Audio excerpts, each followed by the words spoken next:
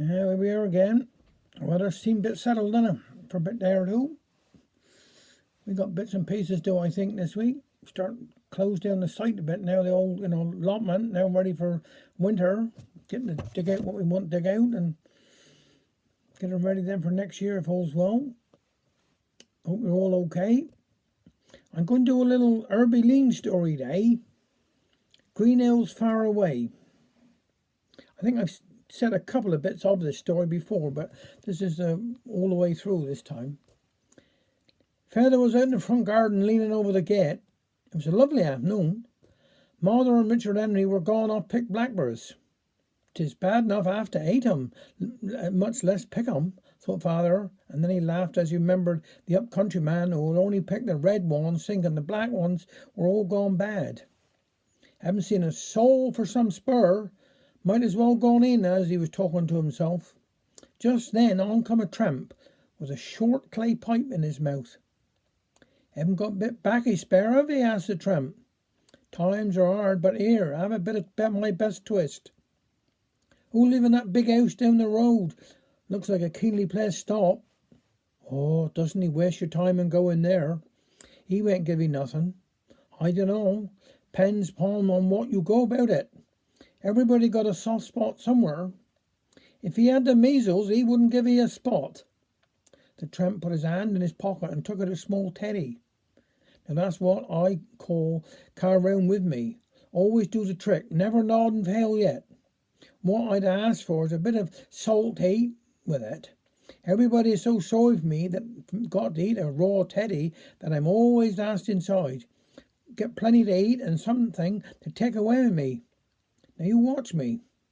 Down the road went the tramp, walked up the drive, knocked on the door, and sure enough he was invited inside. "Well, well," said Feather, "seeing's believing. I never knowed he'd give anything away for." In about 5 minutes the tramp come up the road again. "Well, how did he get on?" "Huh, he carried away my teddy." "I suppose you'll come across all sorts of people. Aren't you afraid of the police see begging? Because he isn't allowed round here." Tramp laughed. "No, I was nearly had once. Went up to a house, knocked on the door, and a policeman answered. 'Please, sir, I haven't had nothing to eat for 3 days. Yesterday, day, and marrow,' said I. 'Nor I don't want nothing.' 'What did he say?' 'Well, nothing. I didn't ask for nothing, and he didn't give me nothing.'" The tramp took out his pipe, asked for a match, and sat down. "Eh," said he, "life is full of ups and downs, like the man said when he was seasick. If ever I was full, it was last week. Trade was bad. Monday 'twas everybody's washing. Now washing is like the man said, 'bout honesty. You can live without it. Down west I was. Only at tuppence all morning. In I go afield to lie down against a rick of hay. But I found another tramp there for me. 'What cheer?' said he. 'How's trade?' 'Bad,' said I. 'How's it with you?' 'Can't complain, look.' He as look took out a handful of silver from his pocket. 'Not bad, eh? Got honest and only day's takings.' 'How'd he manage to get all that?' 'Easy enough when you know how. I tell 'ee, got a match of 'ee. Just like us here, I to collect trousers.' 'What?' says I. 'Collect trousers? What for?' 'Hark, and I'll tell 'ee. It's a poor street. If I can't pick up 3 or 4 pairs of trousers, then I take 'em to a second-hand shop and get 4 or 5 shillings each. I made £3 ready day.' 'Let's have another match.'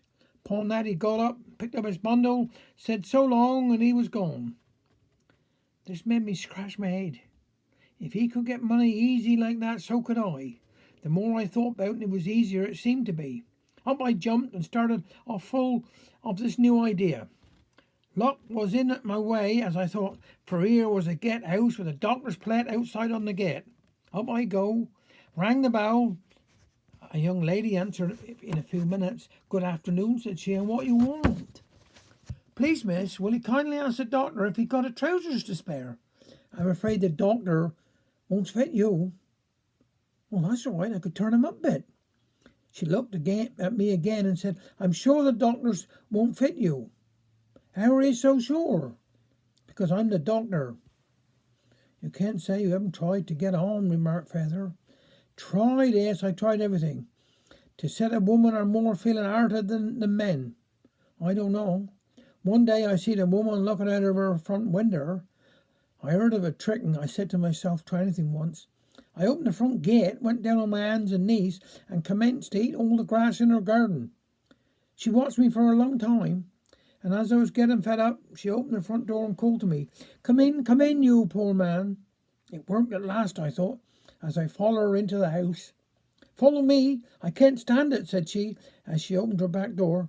Now, my poor man, the grass is much longer and better here, and you can eat as much as you like. Here's Mother and Richard Henry with a basket full of blackbirds. Will they have a few?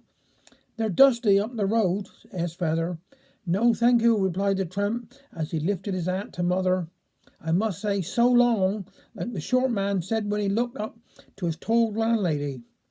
Feather never seen that tramp from that day to this, or his pipe and matches he left on the garden wall. Thanks very much.